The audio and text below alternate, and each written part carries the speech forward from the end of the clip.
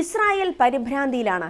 യുദ്ധം കൊണ്ടല്ല, മറിച്ച് ആയിരക്കണക്കിന് കിലോമീറ്റർ അകലെയുള്ള ഒരു രാജ്യത്ത് നടക്കുന്ന രാഷ്ട്രീയ മാറ്റമാണ് ഇസ്രായേലി മാധ്യമങ്ങളെയും ഭരണകൂടത്തെയും ഭയത്തിലാഴ്ത്തിയിരിക്കുന്നത്. അമേരിക്കയിൽ ഇടതുപക്ഷ ഡെമോക്രാറ്റിക് സ്ഥാനാർത്ഥികളുടെ തെരഞ്ഞെടുപ്പ് വിജയങ്ങളുടെ പരമ്പര ഇസ്രായേലിൽ അപായമണി മുഴക്കിയിരിക്കുകയാണ്. ഇടതുപക്ഷ സ്ഥാനാർത്ഥികൾ വിജയിച്ചു എന്നതല്ല ഇവിടെ ഇസ്രായേലിനെ ആശങ്കയിലാഴ്ത്തുന്നത്, മറിച്ച് ഇവരെല്ലാം പരസ്യമായി തന്നെ സയനിസ്റ്റ് വിരുദ്ധ നിലപാട് പ്രഖ്യാപിച്ചവരാണ് എന്നതാണ്.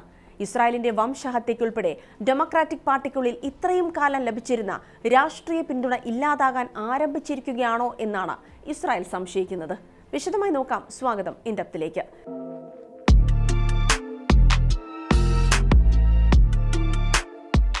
അമേരിക്കയിൽ ഈ വരുന്ന നവംബറിൽ നടക്കാനിരിക്കുന്ന ഇടക്കാല തെരഞ്ഞെടുപ്പിലെ ഡെമോക്രാറ്റിക് സ്ഥാനാർത്ഥികളെ നിശ്ചയിക്കുന്നതിന് വേണ്ടിയുള്ള പ്രൈമറികൾ പുരോഗമിക്കുകയാണ്.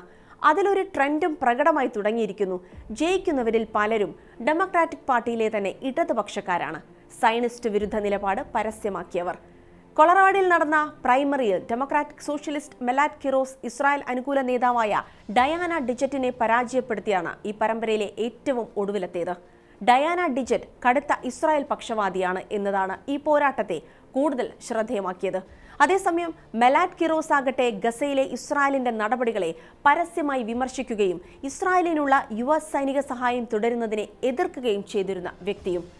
കൊളറാഡോയ്ക്ക് പുറമെ ന്യൂയോർക്ക്, ഫിലാഡൽഫിയ, വാഷിംഗ്ടൺ DC എന്നിവിടങ്ങളിലും ഇസ്രായേൽ വിരുദ്ധ നേതാക്കളുടെ സമാനമായ വിജയങ്ങൾ രേഖപ്പെടുത്തിയിട്ടുണ്ട്.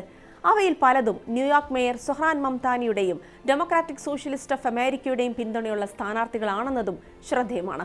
ഇസ്രായേലി മാധ്യമങ്ങൾ ഈ തെരഞ്ഞെടുപ്പ് ഫലങ്ങളെ അമേരിക്കയിലെ ഒരു ആഭ്യന്തര രാഷ്ട്രീയ മാറ്റമായിട്ടാണ് കണക്കാക്കുന്നത്.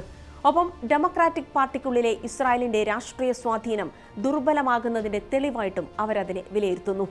മുൻപൊക്കെ ഇസ്രായേൽ അനുകൂല നിലപാടുള്ള ഡെമോക്രാറ്റിക് നേതാക്കൾക്ക് തെരഞ്ഞെടുപ്പിൽ ഒരു മേൽക്കൈ ലഭിച്ചിരുന്നു. അതിപ്പോൾ അപ്രത്യക്ഷമാകുന്നു എന്നതിന്റെ വർത്തമാനകാല ഉദാഹരണമായും ഇസ്രായേലി മാധ്യമങ്ങൾ ഇതിനെ കാണുന്നുണ്ട്.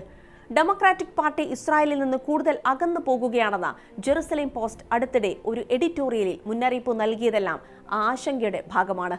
അമേരിക്കയിലെ ഇപ്പോഴത്തെ രാഷ്ട്രീയ ഭൂപ്രകൃതി ഇസ്രായേലിന് കൂടുതൽ വെല്ലുവിളി നിറഞ്ഞതാണെന്നും എഡിറ്റോറിയൽ അഭിപ്രായപ്പെടുന്നുണ്ട്.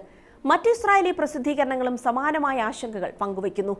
ഇസ്രായേലിനോടുള്ള സമീപനം സംബന്ധിച്ച് അമേരിക്കയിലെ പൊതുജനങ്ങളുടെ മനോഭാവം മാറിക്കൊണ്ടിരിക്കുകയാണെന്ന് സമീപകാല അഭിപ്രായ വോട്ടെടുപ്പുകളും സൂചിപ്പിക്കുന്നുണ്ട്.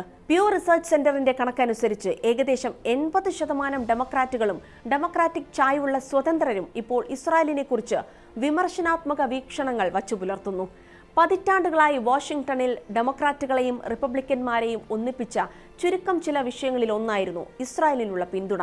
എന്നാൽ ഈ പ്രൈമറി ഫലങ്ങൾ സൂചിപ്പിക്കുന്നത് സമവായം മാറിക്കൊണ്ടിരിക്കുകയാണെന്നാണ്, കുറഞ്ഞത് ഡെമോക്രാറ്റിക് പാർട്ടിക്കുള്ളിലെങ്കിലും. ഈ വിജയങ്ങൾ ഒരു താൽക്കാലിക രാഷ്ട്രീയ പ്രവണതയാണോ അതോ ഒരു പുതിയ മാറ്റത്തിനുള്ള തുടക്കമാണോ എന്നാണ് ഇനി അറിയേണ്ടത്. ഉറപ്പിച്ചു പറയാൻ കഴിയുന്ന ഒരു കാര്യം, ഇസ്രായേലിനുള്ള US പിന്തുണയെ പരസ്യമായി വെല്ലുവിളിക്കുന്നവർ തെരഞ്ഞെടുപ്പുകളിൽ വിജയിക്കുന്നത് അമേരിക്കയുടെ ഏറ്റവും അടുത്ത പശ്ചിമേഷ്യൻ സഖ്യകക്ഷിക്ക് നെഞ്ചിടിപ്പേറ്റുന്നുണ്ട് എന്നതാണ്.